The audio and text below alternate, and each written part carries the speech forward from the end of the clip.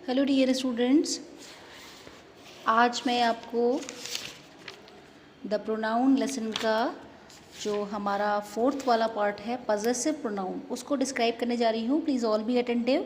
देखिए, the pronouns which show position और relationship are called possessive pronoun.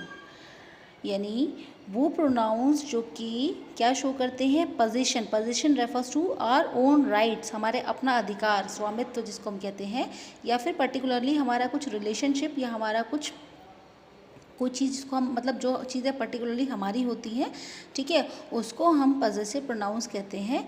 The possessive pronouns are, आप देख सकते हैं एग्जाम्पल में, mine, yours, his, hers, ours, theirs, ये सब जो भी होते हैं वो पजेसिव प्रोनाउंस कहलाते हैं। तो यहाँ पर कुछ स्पेसिफिक पॉइंट्स हैं जो आपको याद रखने पड़ेंगे पजेसिव प्रोनाउंस को समझने के लिए। See, be careful, possessive pronouns never have an apostrophe.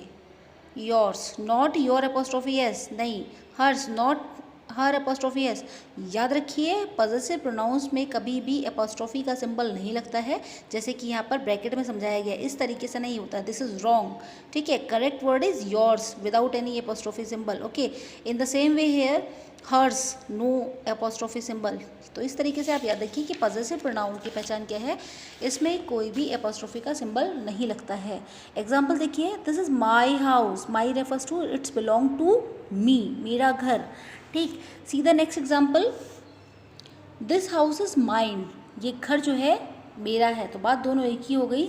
यहाँ पर आप देख सकते हैं माई के बाद में हाउस लिखा हुआ है, और यहाँ पर आप देख सकते हैं माइन को एंड में लिखा गया है। अगले एग्जाम्पल्स भी देख लेते हैं, दिस इज आवर काउ, और अगला example, this cow is hours, बात एक ही है। दिस इज माई हाउस, ये मेरा घर है, और ये घर मेरा है, बात एक ही हो गई। यहाँ पर माई के बाद में हाउस लगा हुआ है, तो ये क्या है, आपका नाउन, ठीक है। तो आप देख सकते हैं ये वर्ड क्या हुआ हमारा, ये माई क्या है, ये एडजेक्टिव है, because adjective qualifies the noun और प्रोनाउन। तो यहाँ पे ये क्वालिफाई कर रहा है नाउन को, दैट इज़ वाई ये क्या है, ये है आपका इसको हम जो है एडजेक्टिव बोलेंगे यहाँ पर। और इस जगह पर ये जो माइन है ये बता रहा है बिलोंग्स टू मी, इसको इसलिए हम यहाँ पर प्रोनाउन बोलेंगे। इन द सेम वे आप यहाँ पर देख सकते हैं कि this is our cow, our क्या, आवर मतलब हमारा, ये क्या है यहाँ पे, our refers to our has been used as adjective, और क्योंकि यहाँ पर सीधे क्वालिफाई करने के लिए नाउन दिया गया है, इसलिए हम इसको आसानी से डिफ्रेंशिएट कर सकते हैं बेटा, ठीक है। See the next example, this cow is ours, ours refers to belong to us, हमको बिलोंग करती है। तो आपको यहाँ पर समझा दिया गया, देखिए इन sentences 1A and 2A, my and our qualifies the noun house and cow, ठीक है। पहले में हाउस को क्वालिफाई किया और दूसरे में किसको क्वालिफाई किया है, तीसरे वाले सेंटेंस इसमें दूसरे वाले में काउ को क्वालिफाई किया है। तो आप देख सकते हैं कि दे एक्ट एज एडजेक्टिव्स, इन्होंने एडजेक्टिव की तरीके से काम किया है। दे ऑल्सो शो पोजीशन, ये भी पोजीशन शो करते हैं, so they are possessive adjective, position यहाँ पर भी है, ठीक है भाई। माई हाउस, मेरा घर, तो पोजीशन मेरा अधिकार हो गया ना उसके ऊपर, ठीक है। उसी तरीके से आवर काउ, हमारी गाय, तो हमारा अधिकार हो गया काउ के ऊपर। तो इन द सेम वे ये भी पोजीशन को शो कर रहे हैं, इसीलिए इसको हम क्या कहते हैं, so they are possessive adjectives. But in sentences 1B और 2B, mine and ours also show relationship, they are possessive pronouns। ये भी जो है पोजीशन शो करते हैं, आप देख सकते हैं 1B में क्या है माइन और 2B में क्या है आवर्स, तो ये भी पोजीशन शो कर रहे हैं, इसलिए। लेकिन ये डिफरेंस है, माइन आवर्स आपको समझाया है यहाँ पर कि ये वाले जो पर्टिकुलर जो हमारे प्रोनाउंस यूज ऐसे लगते हैं, इसमें mine, yours, his, hers, ours, theirs, ये सब जो है ये हमारे पजेसिव प्रोनाउंस कहलाते हैं। तो अब ये ध्यान रखिए कि ये इसका बेसिक डिफरेंस है। चलो अब आप बेटा देख सकते हैं एक्सरसाइज यहाँ पर दी गई है, मैं आपको इस चीज़ की फ़ोटो भी क्लिक करके सेंड कर दूँगी। चलो इसके बाद हम अब यहाँ पर देखते हैं इनडेफिनेट प्रोनाउंस। अब ये इनडेफिनेट प्रोनाउन क्या होता है, let us see. The pronouns which refer to persons और things in a general way are known as indefinite pronoun. Generally जो हम किसी पर्सन और थिंग्स को जब डिनोट करते हैं तो वो इनडेफिनेट यानी अनिश्चित प्रोनाउंस कहलाते हैं। They do not refer to any particular person और थिंग, वो किसी एक विशेष पर्टिकुलर व्यक्ति को या कह सकते हैं किसी थिंग को डिनोट नहीं करते हैं।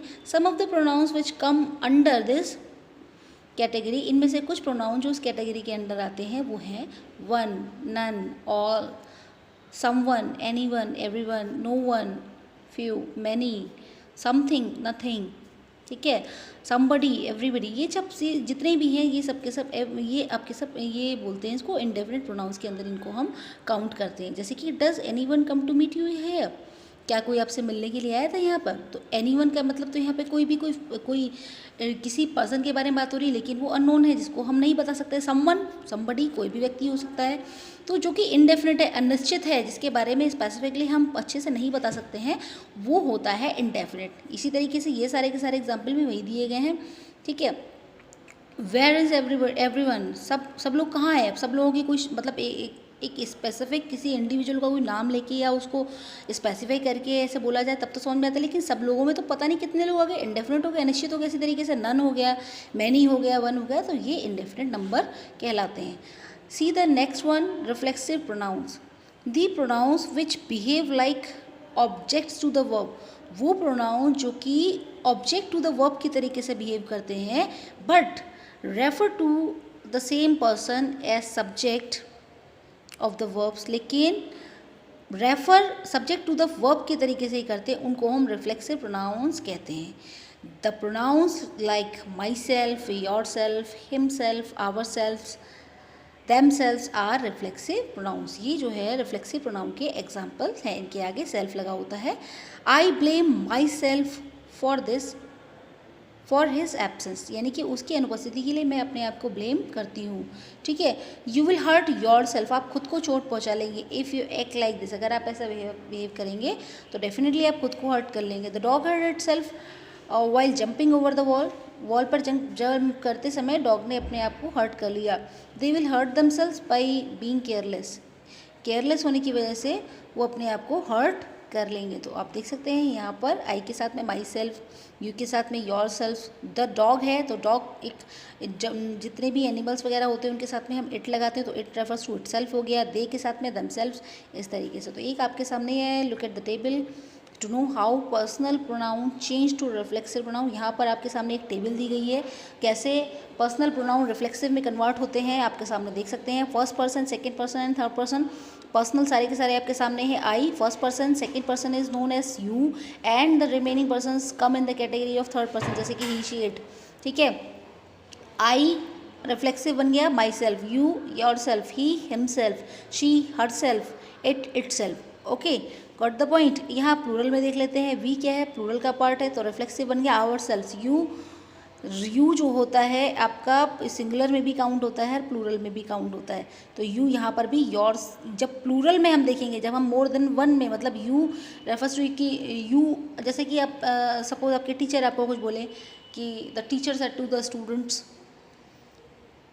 You people sit down. अब यू पीपल का मतलब है कि ऑल द स्टूडेंट्स को यहाँ पर डिनोट किया है। This example I am giving from my side. तो यू जब मोर देन वन के लिए यहाँ पर डिनोट होता है तो वो योर सेल्फ बन जाता है।